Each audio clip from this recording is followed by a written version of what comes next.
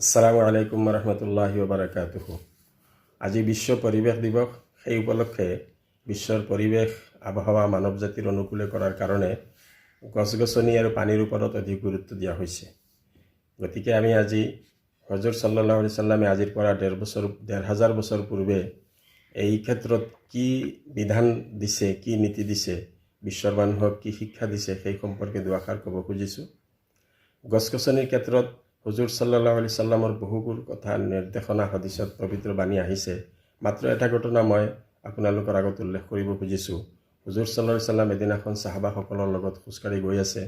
সাহাবাসকল আগে আগে গৈ আছে, আল্লাহ নবী সাল্লাল্লাহু আলাইহি সাল্লাম পিছত আছে। হঠাৎ তেওঁ দেখা পালে যে এজন সাহাবিয়ে গছৰ কাষত থকা এডাল গছৰ শিলা পাত ছিঙিছে। হুজুৰ সাল্লাল্লাহু আলাইহি সাল্লামে লগে লগে সেই সাহাবিগৰাকীক মাতি আনি সুধিলে, তুমি এই পাতখিলা কিয় ছিঙিছা? তোমাৰ কিবা প্ৰয়োজন আছিল নেকি?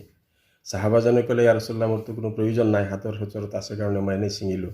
তেতিয়া হুজুৰ সাল্লাল্লাহু আলাইহি সাল্লামে কৈছে, এই কামটো তুমি উচিত কৰা নাই, কিয়নো এই গছৰ পাতডাল যেতিয়ালৈকে গছত লাগি আছিল, সি আল্লাহৰ জিকিৰ কৰি আছিল, তুমি পাতডাল ছিঙি তাক আল্লাহৰ জিকিৰৰ পৰা বঞ্চিত কৰিছা।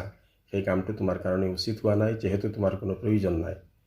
ইয়াৰ দ্বাৰা আল্লাহ ৰাছূল সাল্লাল্লাহু আলাইহি সাল্লামে দুটা কথা বুজাইছে যে আল্লাহ পাকে গোটেই পৃথিৱীখন মানুহৰ কাৰণে সৃষ্টি কৰিছে, মানুহৰ জীৱন যাপনৰ সুবিধাৰ কাৰণে, প্ৰয়োজনবোৰ পূৰা কৰাৰ কাৰণে।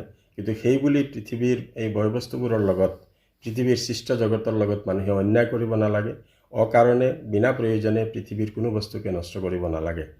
গতিকে গছক, এডাল পাতক হেফাজত কৰাৰ কাৰণে আল্লাহ ৰাছূল সাল্লাল্লাহু আলাইহি সাল্লামে যিটো বাণী দিছে, তেনেহ'লে এডাল গছৰ কাৰণে হেফাজত কৰাৰ কাৰণে কিমান গুৰুত্ব ইছলামত থাকিব পাৰে।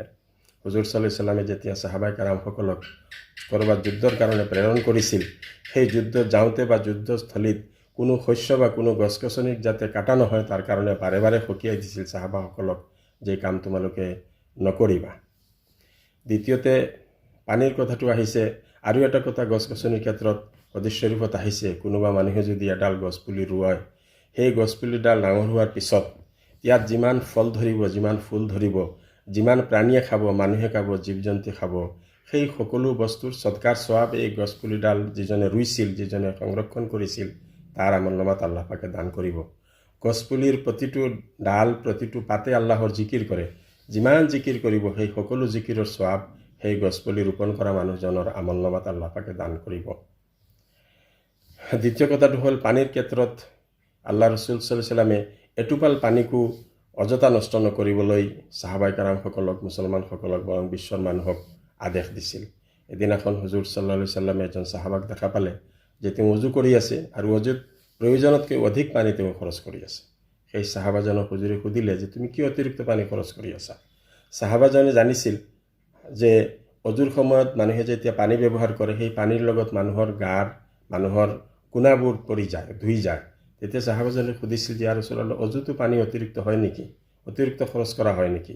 হুজুৰ সাল্লাল্লাহু আলাইহি সাল্লামে তেতিয়া কৈছিল, তুমি যদি অজুত যি পানী খৰচ কৰি আছা, তুমি নদীত, ক'ৰবাত ঝৰ্ণাত যদি অজু কৰি আছে, সেই পানী অতিৰিক্ত খৰচ কৰিলে সেইটো শৰীৰ নিষিদ্ধ আছে, সেইটো কৰিব নালাগে। গতিকে দুইটা কথা প্ৰতি আমি যদি লক্ষ্য কৰোঁ যে ইছলামে কিদৰে পানীৰ সংৰক্ষণ, পানীক হেফাজত কৰা আৰু গছ গছনিক হেফাজত কৰা, গছ গছনি ৰোপণ কৰাৰ ওপৰত গুৰুত্ব দিছে। অতি পৰিতাপৰ বিষয় আজি সমগ্ৰ বিশ্বৰ মানুহে আমি এই সৃষ্ট জগতৰ ওপৰত অন্যায় কৰি, সৃষ্ট জগতৰ প্ৰতি আমি অসৎ ব্যৱহাৰ কৰি, অপব্যৱহাৰ কৰি আজি সমগ্ৰ বিশ্বৰ মানুহৰ কাৰণে, আমাৰ জীৱনৰ কাৰণে আমি এটা সংকট নমাই আনিছোঁ।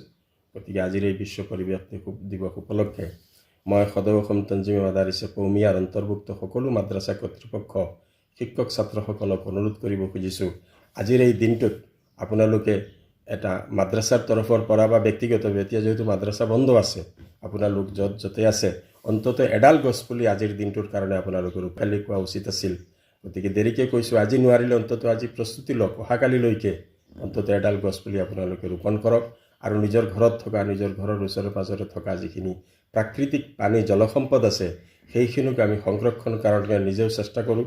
আৰু যিসকলে পানীক নষ্ট কৰি আছে, সেই পানীবোৰক, সেই জলসম্পদক যাতে কোনো নষ্ট নকৰে, তাৰ কাৰণেও আমি আমাৰ নিজৰ বৃত্তৰ ভিতৰত থাকি, আমি আমাৰ সামৰ্থ্যৰ ভিতৰত থাকি আমি যাতে এটা সজাগতা সৃষ্টি কৰোঁ, তাৰ কাৰণে সকলোৰে আবেদন জনাইছোঁ।